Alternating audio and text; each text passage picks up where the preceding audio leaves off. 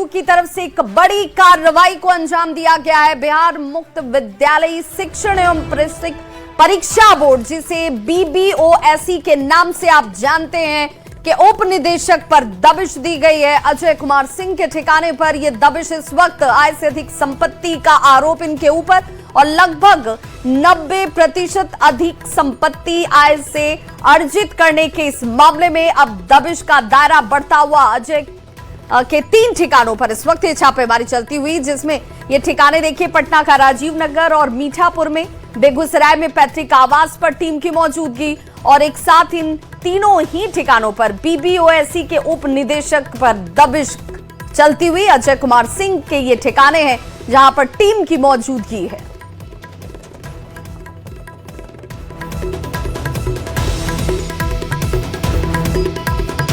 तो आय से लगभग 90% अधिक संपत्ति का अर्जन इनकी तरफ से किया गया, जिसके बाद ईओयू की रडार पर अब ये आ चुके हैं। कार्रवाई इस वक्त चलती हुई, जिसमें एक साथ 3 ठिकानों पर रेड चल रही है। काली कमाई करना एक और भ्रष्ट लोक सेवक को जो है वो भारी पड़ा है और ये भ्रष्ट लोक सेवक जो है वो अजय कुमार सिंह है। बताते चलें कि अजय कुमार सिंह जो है वो उप निदेशक हैं बिहार मुक्त विद्यालय शिक्षण एवं परीक्षा बोर्ड में, और इनके 3 ठिकानों पर जो है आर्थिक अपराध इकाई की टीम जो है वो छापेमारी कर रही है, जिसमें से ये एक ठिकाना है जहां से मैं ये खबर बता रहा हूं। ये आकाशवाणी रोड है खजपुरा में, और यहाँ पे ईओयू की टीम जो है वो सुबह सुबह पहुंची और इनके इस ठिकाने पे जो चंद्रतारा भवन है, यहाँ पे देख सकते हैं ये आलिशान घर जो है इन्होंने अपनी काली कमाई से कुछ संपत्ति से बना रखा है। यहाँ पे ईओयू की टीम जो है वो तलाशी कर रही है और यह तलाशी जो है विशेष निगरानी पटना से प्राप्त तलाशी वारंट के आधार पर ईओयू की टीम कर रही है। अजय कुमार सिंह जो है फिलहाल इसी घर में मौजूद हैं, जैसा कि ईओयू सोर्सेस से जो जानकारी मिली है। और बताते चले कि अजय कुमार सिंह के ऊपर जो है 3,43,78,300 रुपए जो है आय से अधिक संपत्ति अर्जित करने का आरोप है, और यह इनके ज्ञात आय से लगभग 90.04% अधिक है। और बताते चले कि पटना के चंद्रतारा भवन, ये जो आवास है आकाशवाणी रोड में खजपुरा में, इसके अलावा जो है बिहार मुक्ति विद्यालय शिक्षण एवं परीक्षा बोर्ड मीठापुर में जो अवस्थित कार्यालय है, वहां भी ईओयू की टीम जो है छापेमारी कर रही है। इसके अलावा इनका जो पैतृक आवास है बेगूसराय जिले में साहेबपुर कमाल में, वहां भी ईओयू की टीम जो है वो पहुंची है और तलाशी जो है सर्च जो है वो किया जा रहा है। और जो जानकारी मिली थी ईओयू को कि ये अपने पद का दुरुपयोग करते हुए काली कमाई किए हैं और कुछ संपत्ति अर्जित किए हैं, और लगभग कह सकते हैं कि 90.04% अधिक जो है आय से अधिक संपत्ति इन्होंने अर्जित कर रखा है, जो लगभग 3,43,78,300 रुपये आकी गई है।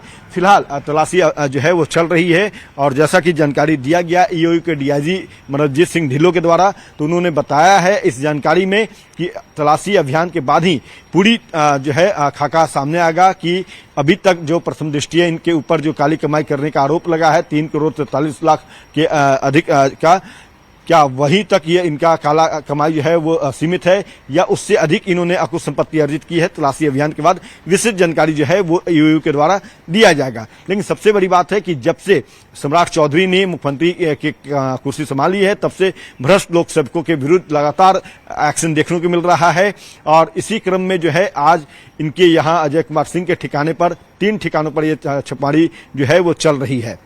कैमरा पर्सन सुबोध के साथ अमित कुमार, न्यूज 18 पटना। इस वक्त अमित हमारे साथ जुड़ भी चुके हैं ज्यादा जानकारी के साथ। अमित, ये टीम किस वक्त यहाँ पर पहुंचकर कार्रवाई की शुरुआत करती नजर आई?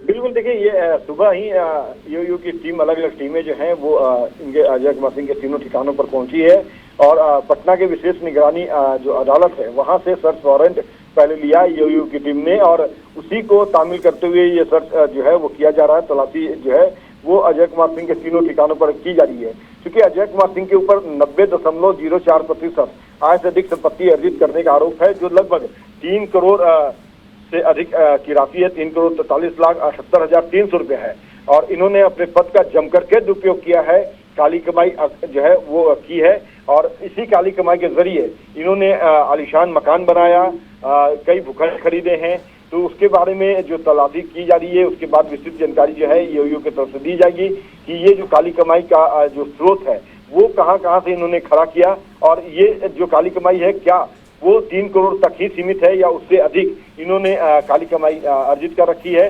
क्योंकि अजय कुमार सिंह जहां पटना में खजपुरा स्थित जो आकाशवाणी रोड स्थित इनका जो आलिशान मकान है, जहां पे ईओयू की टीम पहुंची, जहां से हम पूरी खबर बता रहे थे, वहां वो मौजूद हैं। और अजय कुमार सिंह की यहाँ जब तलाशी करने पहुंची ईओयू की टीम ने, तो पहले अजय कुमार सिंह ने ईओयू की टीम को रोका और उनसे सर्च वारंट जो है वो दिखाने को कहा। जब ईओयू की टीम ने उन्हें सर्च वारंट दिखाया, तब वो देखने के बाद संतुष्ट हुए और तब जाकर उन्होंने अनुमति दी। समझिए हेकड़ी इनकी कितनी तगड़ी है कि एक तो काली कमाई कर रहे हैं, भ्रष्टाचार में लिप्त हैं, उसके बाद जब टीम पहुंची रेड करने के लिए बिल्कुल। और अब तो ये देखना होगा अमित कि जब टीम इस पूरी कार्रवाई को पूरा करने के बाद निकलती है तो कितनी अकूत संपत्ति की जानकारी सामने आ पाती है। बहुत बहुत शुक्रिया इस जानकारी के लिए आपका।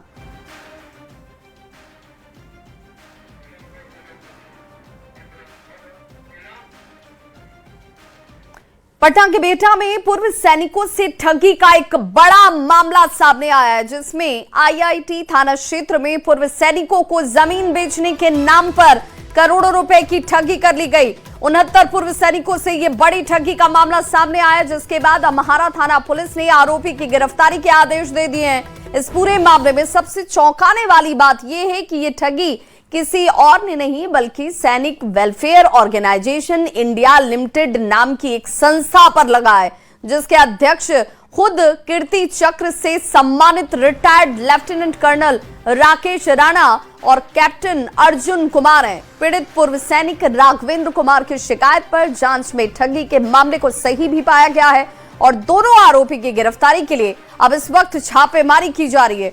पीड़ितों का यह आरोप है कि पूर्व सैनिकों को दूसरे की जमीन दिखाकर कथित तौर पर फर्जी तरीके से रजिस्ट्री भी करवा दी गई, जिसमें करोड़ों की जमीन और पैसे का फर्जीवाड़ा किया गया है।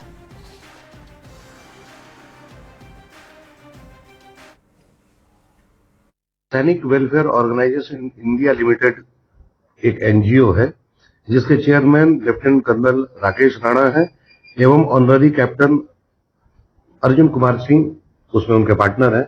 उनके द्वारा 69 लोगों को, जो सभी पूर्व सैनिक हैं, उनको जमीन देने के नाम पर फर्जी तरीके से जमीन दिखाकर रजिस्ट्री कराई गई है, जिसकी कीमत करोड़ों में है। कांड का अनुसंधान चल रहा है और कांड को अनुसंधान एवं पर्यवेक्षण में सत्य पाया गया है एवं उनकी गिरफ्तारी का आदेश दे दिया गया है। और ठगी की एक और बड़ी खबर भागलपुर से आई। यहां भी एक बार खाकी पर ही दाग लगा। पटना में एसआई के पद पर तैनात मनोज वर्मा पर आरोप लगा है कि उसने सीआईटी का फर्जी डीएसपी बनकर 10 से ज्यादा लोगों से लाखों की ठगी की। मामला सामने आने के बाद वो फरार बताया जाता है। भागलपुर पुलिस ने इसे गंभीरता से लेते हुए गिरफ्तारी की कार्रवाई तेज कर दी है।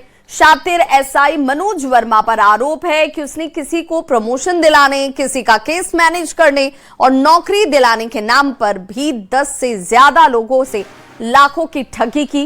कोर्ट में आरोपी के खिलाफ केस देख रहे वकील राजीव सिंह का यह कहना है कि भागलपुर पुलिस ने इस दिशा में अब तक कोई ठोस कार्रवाई नहीं की है और ऐसे में डीजीपी से लेकर मुख्यमंत्री और प्रधानमंत्री सहित कई अधिकारियों को कार्रवाई के लिए आवेदन दिए गए हैं। वहीं भागलपुर एसएसपी ने कहा है कि बांका और भागलपुर में आरोपी मनोज वर्मा के खिलाफ मामला दर्ज किया गया है और उसकी गिरफ्तारी के लिए छापेमारी भी जारी है।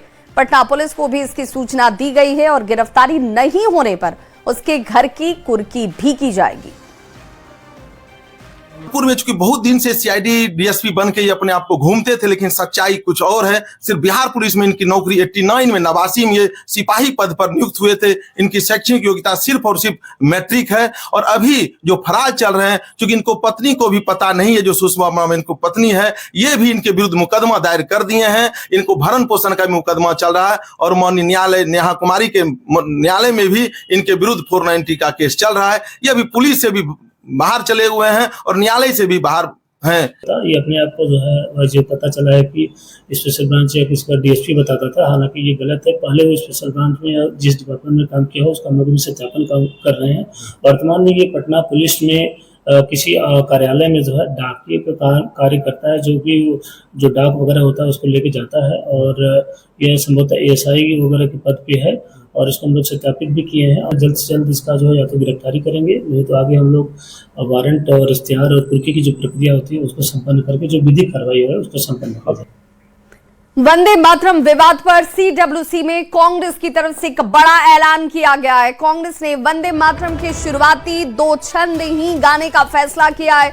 सीडब्ल्यूसी की मीटिंग में कांग्रेस ने 1937 के प्रस्ताव के मुताबिक पूरा वंदे मातरम नहीं गाने का ऐलान किया। कांग्रेस के पूरा वंदे मातरम न गाने के ऐलान पर केंद्रीय मंत्री किरण रिजिजू ने पलटवार किया।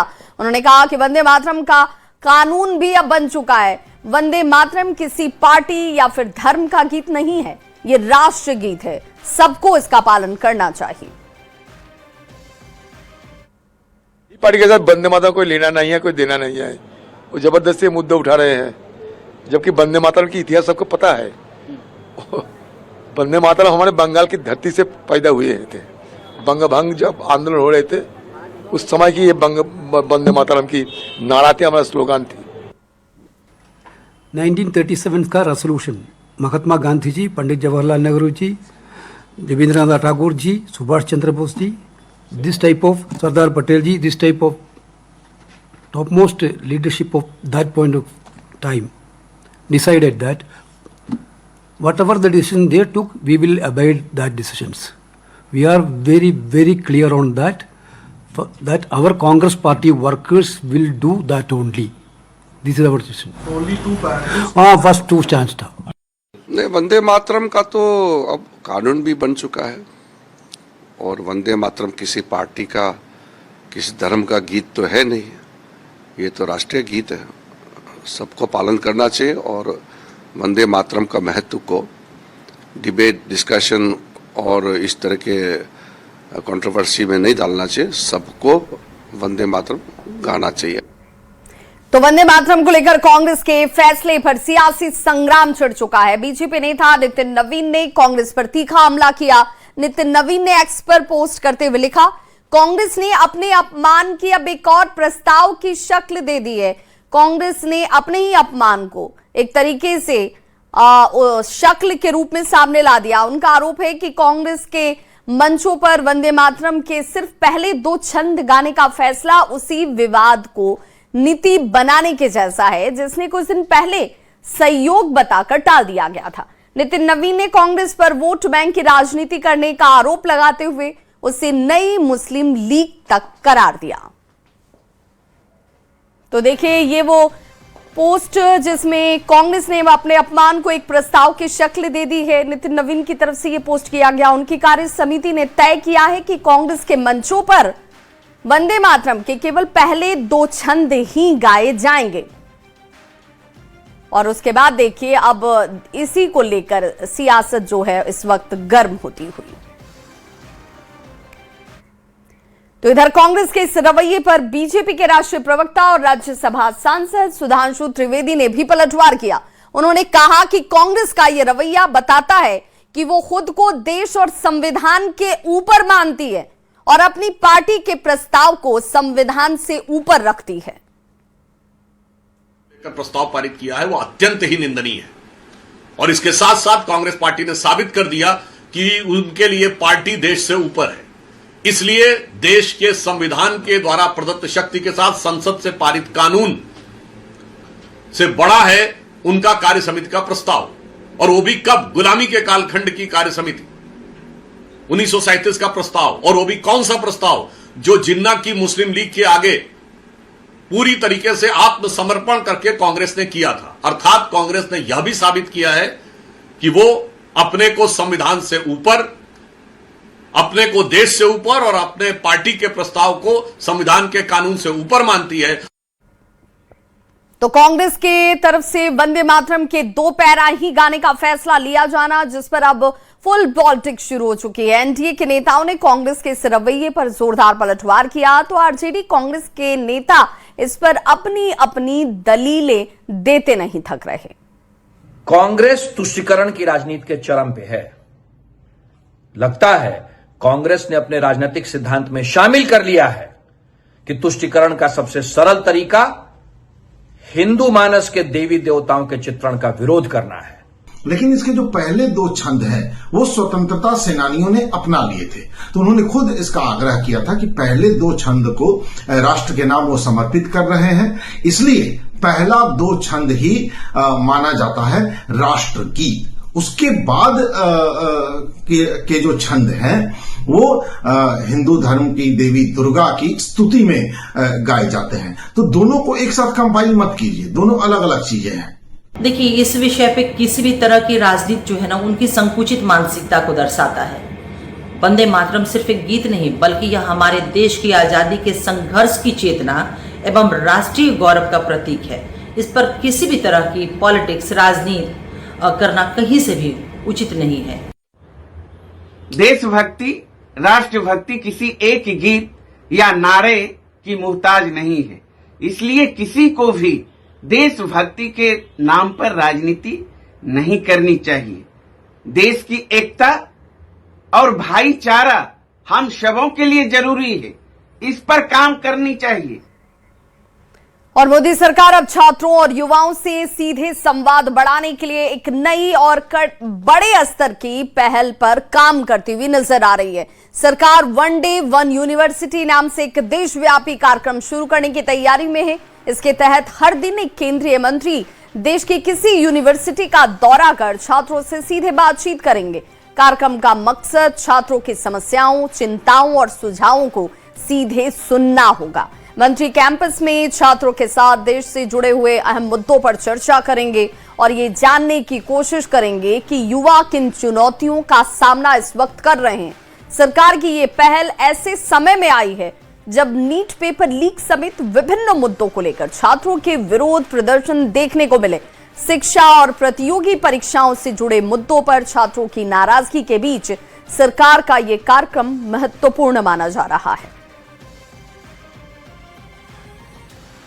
तो यूनिवर्सिटी के छात्रों तक पहुंचने की केंद्र सरकार की इस पहल पर सियासत तेज हो गई। एनडीए के नेता जहां इसे छात्रों से संवाद को लेकर केंद्र सरकार की एक बड़ी पहल मान रहे हैं, इससे विकसित भारत में युवाओं की भागीदारी सुनिश्चित करना मान रहे हैं, तो आरजेडी और कांग्रेस के नेता इसे केंद्र सरकार का एक और शिकूफा बता रहे हैं। और करनी में हमेशा फर्क रहा है। दरअसल भी कुछ ही दिनों पहले एक शिकूफा छोड़ा गया था केंद्र सरकार के द्वारा कि तमाम सांसद अपने क्षेत्र के एक गांव को गोद लेंगे, लेकिन क्या हुआ, ढाक के 3 पात। क्योंकि छात्र भी इनके वादा खिलाफी को समझते हैं, इसीलिए इनके झांसे में नहीं आएंगे। प्रत्येक दिन एक यूनिवर्सिटी जाएंगे, वहां के छात्रों, नौजवानों से संवाद करेंगे, उनकी समस्याओं को समझने और उन्हें दूर करने का प्रयास करेंगे, उस दिशा में पहल करेंगे। ये वाकई स्वागत योग्य कदम है, बेहतरीन फैसला है। निश्चित रूप से यूनिवर्सिटीज की पढ़ाई की गुणवत्ता इससे और बढ़ेगी। छात्रों को होने वाली जो भी दिक्कतें हैं उनका त्वरित समाधान निकलेगा। और नरेंद्र मोदी सरकार को ये बात समझ में आ गई कि अब छात्र युवाओं के साथ अधिक दिनों तक जुमलाबाजी नहीं की जा सकती है, अधिक दिनों तक उनको भ्रम में नहीं रखा जा सकता है। छात्र युवा बेहतर शिक्षा, बेहतर परीक्षा और बेहतर परिणाम के साथ नौकरी और रोजगार चाहते हैं, लेकिन सरकार इस दिशा में गंभीर नहीं रही है। पिछले 12 वर्षों में नरेंद्र मोदी सरकार नौकरी और रोजगार के नाम पर शून्य देने का काम किया। आदरणीय प्रधानमंत्री श्री नरेंद्र मोदी की सरकार में युवाओं को सिर्फ योजनाओं का लाभार्थी नहीं बल्कि राष्ट्र निर्माण का भागीदार बनाया जा रहा है। वन डे वन यूनिवर्सिटी पहल इसी सोच का सशक्त उदाहरण है। केंद्रीय मंत्री स्वयं विश्वविद्यालय में जाकर छात्रों से संवाद करेंगे, उनकी समस्याएं सुनेंगे और उनके सुझाव को नीति निर्माण तक पहुंचाने का प्रयास करेंगे। युवाओं की आवाज जब सीधे सरकार तक पहुंचेगी तो संवाद भी बढ़ेगा और समाधान की गति भी तेज होगी। पटना पहुंचे केंद्रीय कृषि मंत्री शिवराज सिंह चौहान ने कहा कि आज बिहार के इस पवित्र धरा पर आकर मन आनंद और प्रसन्नता से भरा हुआ है। प्रधानमंत्री नरेंद्र मोदी का संकल्प हमारे सभी गरीब भाई बहनों को पक्का मकान उपलब्ध कराना है। आज मुझे बताते हुए खुशी है कि बिहार के हमारे कच्चे मकानों में रहने वाले भाई बहनों को 11 लाख से ज्यादा मकानों की स्वीकृति की सौगात मिल रही है। उनके पास पक्की छत होगी, अपना घर होगा, उनके सपने पूरे होंगे। इसके साथ ही मैं बिहार सरकार को इसलिए भी बधाई देना चाहता हूं कि प्रधानमंत्री फसल बीमा योजना में बिहार ने शामिल होने का फैसला लिया है। फसलों को अगर नुकसान होगा तो बीमा के तहत किसानों को उसकी भरपाई होगी। आज बिहार की इस पवित्र धरा पर आकर मन आनंद और प्रसन्नता से भरा हुआ है। प्रधानमंत्री श्रीमान नरेंद्र मोदी जी का संकल्प है हमारे हर गरीब भाई बहन को पक्का मकान उपलब्ध कराना। और आज मुझे बताते हुए प्रसन्नता है कि बिहार के हमारे कच्चे मकान में रहने वाले भाई और बहनों को आज 11 लाख से ज़्यादा मकानों की स्वीकृति की सौगात मिल रही है। उनके पास पक्की छत होगी, अपना घर होगा, उनके सपने पूरे होंगे। लेकिन इसके साथ साथ मैं बिहार सरकार को इसलिए भी बधाई देना चाहता हूं कि प्रधानमंत्री फसल बीमा योजना में बिहार ने सम्मिलित होने का फैसला लिया है। फसलों को अगर नुकसान होगा तो फसल बीमा योजना के अंतर्गत उसकी भरपाई किसान को हो पाएगी। पीएम आशा के तहत भी बिहार ने इस बार खरीदी की है, मसूर की खरीदी यहाँ पर हुई है। और फार्मर आईडी बनाने में भी, किसानों का पहचान पत्र बनाने में भी बिहार देश का अग्रणी राज्य है। प्रधानमंत्री नरेंद्र मोदी जी और मुख्यमंत्री सम्राट जी के नेतृत्व में बिहार के विकास और जन कल्याण का महायज्ञ निरंतर चलता रहेगा। और हड़ताल पर पीएमसीएच के जूनियर डॉक्टरों की पिटाई के विरोध में अब ये जूनियर डॉक्टर जो है हड़ताल पर चले गए हैं। ओपीडी, इमरजेंसी समेत सभी सेवाओं का बहिष्कार जूनियर डॉक्टरों की तरफ से कर दिया गया है। मरीज के परिजनों पर पिटाई का आरोप, जिसके बाद से अब ये स्थिति कि हड़ताल पर ये जूनियर डॉक्टर जा चुके हैं। पिटाई की वजह से डॉक्टरों का सर फट गया था। कठोर कार्रवाई और सुरक्षा की मांग अब इनकी तरफ से की जाती हुई। संवाददाता रजनीश हमारे साथ इस खबर पर ज्यादा जानकारी के साथ जुड़ गए। रजनीश, अब अगर ये डॉक्टर एक बार फिर से हड़ताल पर हैं, क्योंकि ऐसी घटनाएं पहली बार नहीं हो रही है, कई बार हो चुकी हैं, बार बार हड़ताल, फिर घटना, स्थायी समाधान फिर क्या? बिल्कुल विवाह, देखिए फिर से जो है जूनियर डॉक्टरों ने हड़ताल कर दिया है। और सबसे बड़ी बात है कि ओपीडी के साथ साथ जो इमरजेंसी सेवा है वो ठप कर दी गई है। जो मरीज हैं अब यहाँ से पलायन करने लगे हैं। तकरीबन आधे घंटे से स्ट्राइक है और जूनियर डॉक्टर अब प्रोटेस्ट करने पर उतारू हो गए हैं। आरोप यह है कल रात में इलाज करने के दौरान परिजन जो है डॉक्टर के साथ मारपीट किए हैं, जिसमें बुरी तरह से डॉक्टर जो है इंजोर्ड हो गए हैं, सर फट गया है और लगातार ब्लीडिंग देखने के बाद जो है आक्रोश भड़क उठा है। तो कुल मिलाकर ये कहें कि स्वास्थ्य विभाग को जानकारी मिल गई है। डॉक्टरों ने साफ तौर से अल्टीमेटम दिया है, जब तक आरोपी परिजन है उनकी गिरफ्तारी नहीं होती है, डॉक्टरों की सुरक्षा व्यवस्था को लेकर सरकार आश्वस्त नहीं करती है, तब तक ये हड़ताल जारी रहेगा। ऐसे में देखना यह है, चूंकि बार बार विवाह ये हड़ताल किया जा रहा है। इससे पहले ही मारपीट की घटना हुई थी, जूनियर डॉक्टरों ने कई दिन तक हड़ताल किया था, सरकार को बीच में आना पड़ा था। एक बार फिर से बिहार का सबसे बड़ा अस्पताल है और सवाल तो कई उठ रहा है, लेकिन जांच का मामला है कि आखिर गलती किसकी है, लेकिन गलती किसकी और इसे लेकर कार्रवाई किस रूप में होती है और मरीजों के लिहाज से क्या फैसला लिया जाता है। बहुत बहुत शुक्रिया रजनीश इस जानकारी के लिए।